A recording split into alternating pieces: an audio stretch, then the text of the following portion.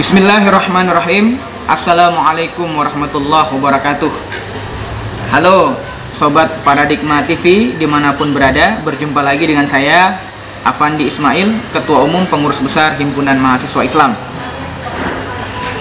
Teman-teman semuanya, seluruh kader-kader Himpunan Mahasiswa Islam dimanapun berada, dan seluruh teman-teman yang selalu kritis dan terus memiliki semangat perlawanan dan perjuangan.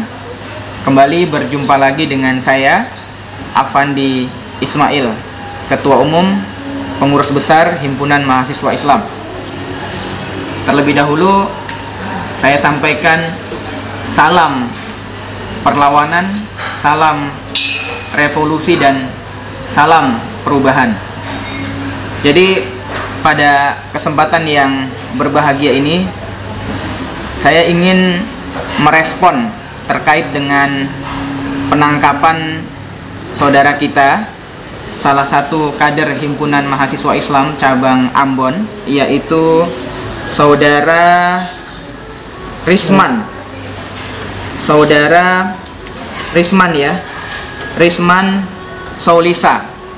Jadi beliau adalah salah seorang kader HMI cabang Ambon yang berdasarkan hasil amatan kita di media, beliau ditangkap dan kemudian ditersangkakan oleh aparat kepolisian setempat pada tanggal 25 Juli tahun 2021 dengan tuduhan melakukan seruan aksi untuk menurunkan Pak Joko Widodo, kemudian Gubernur Maluku dan Wali Kota Ambon. Lalu aparat kepolisian mengatakan bahwa itu adalah ujaran kebencian. Tentu pasti dia, saudara kita ini, saudara Risman Soulisa ini dijerat Undang-Undang ITE. Nah, tentunya sebagai Ketua Umum Pengurus Besar Himpunan Mahasiswa Islam dan juga sebagai salah satu kader HMI yang masih aktif sampai sekarang, maka tentunya saya sebagai Ketua Umum mengutuk dengan sangat keras dan tegas tindakan yang telah dilakukan oleh aparat kepolisian tersebut terhadap saudara kita Risman Soulisa. Kenapa? Karena apa yang dilakukan oleh aparat kepolisian dengan penangkapan tersebut lalu kemudian ditersangkakan saudara kita kader atau aktivis HMI ini menjadi satu lagi bukti nyata bahwa rezim Jokowi ini semakin menampakkan sikap otoriternya, sikap tidak demokratisnya. Padahal sebagaimana yang kita ketahui bersama, teman-teman semuanya, menyampaikan pendapat di muka umum itu adalah aktivitas yang dilindungi oleh undang-undang. Apalagi negara kita adalah negara yang menganut demokrasi.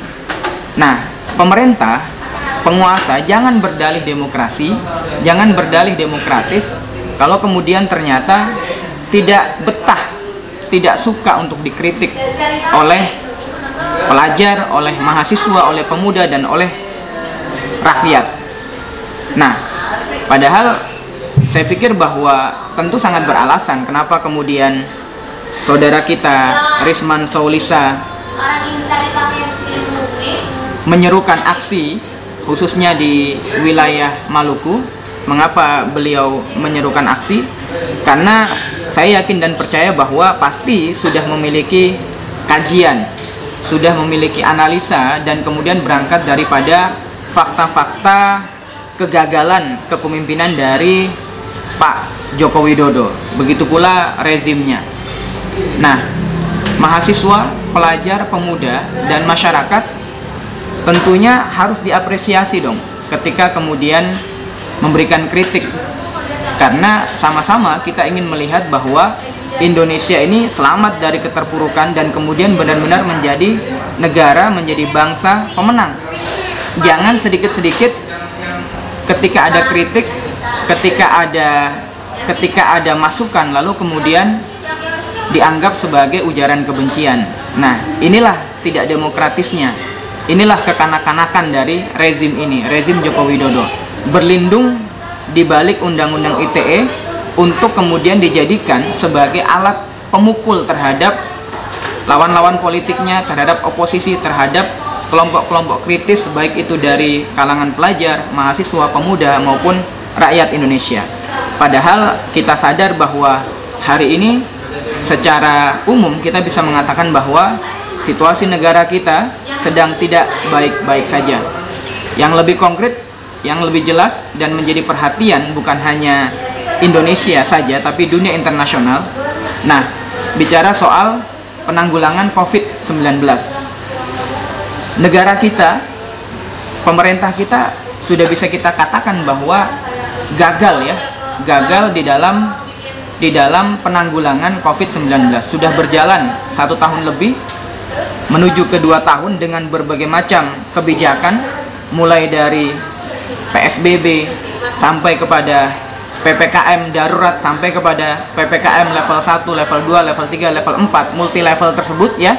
Hari ini PPKM level 4 sampai tanggal 2 Agustus. Nah, ini menandakan bahwa jelas pemerintah kita sangat tidak serius di dalam menanggulangi COVID-19, padahal di sisi yang lain uang negara sudah begitu banyak yang habis, dan juga kita juga tidak tahu bagaimana bentuk pertanggungjawaban atau transparansi dari pemerintah terhadap pengelolaan anggaran COVID-19 tersebut, yang juga kita tahu bersama bahwa diperoleh dari hutang luar negeri.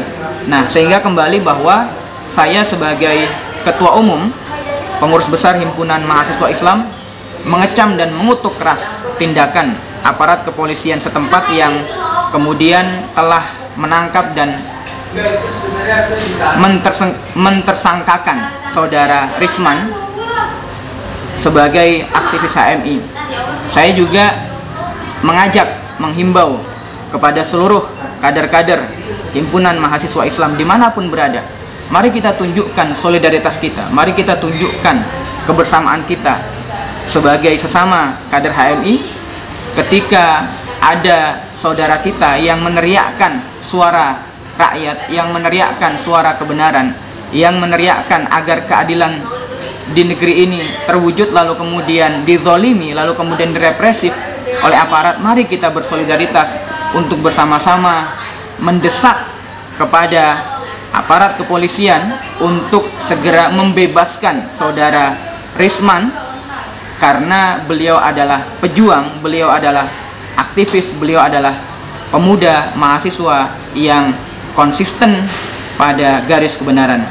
Selalu istiqomah, optimis, yakin usaha sampai.